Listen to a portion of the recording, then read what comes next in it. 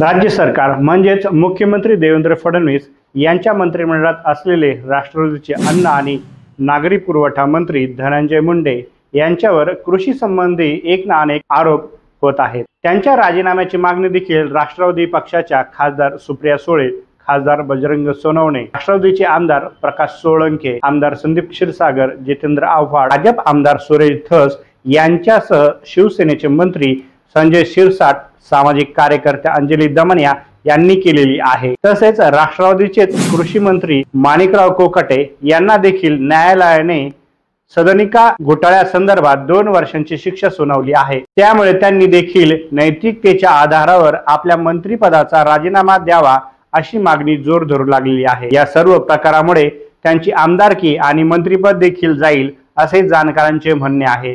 तसेच त्यांनी आता उच्च न्यायालयात जाणार असल्याचं देखील म्हटलं आहे। मात्र आता भ्रष्टाचाराच्या विरोधात रान उठवणारे ज्येष्ठ समाजसेवक अण्णा हजारे वयाच्या 90व्या वर्षी देखील पुन्हा एकदा सक्रिय झाल्याचं दिसून येत आहे। अण्णा हजारे यांनी आरोप होणाऱ्या मंत्रिमंडळातील मंत्र्यांनी राजीनामा द्यावा अशी मागणी केली आहे।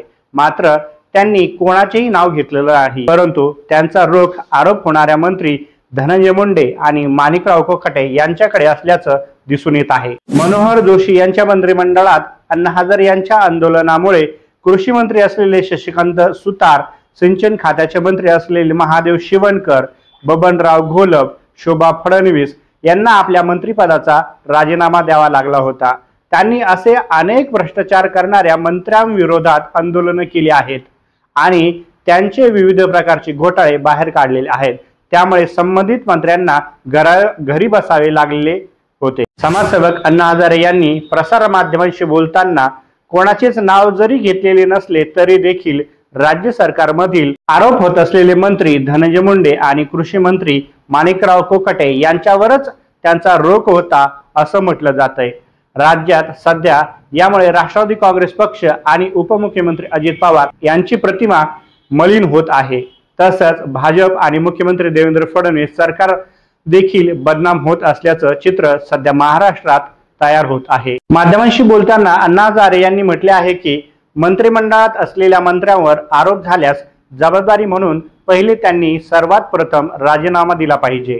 त्यामुळे त्या व्यक्तीची प्रतिमा चांगली होते, कारण जनता ही आपल्याला बघून अनुकरण करत असते। आरोप असणाऱ्या लोकांना मंत्रिमंडळात घेण्याआधी विचार करणे गरजेचे आहे।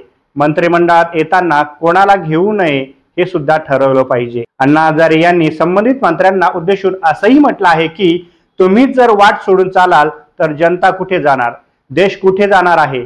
मंत्रिमंडळात असताना आरोप झाल्यावर एक क्षण सुद्धा पदावर राहू नये, लगेच राजीनामा दिला पाहिजे।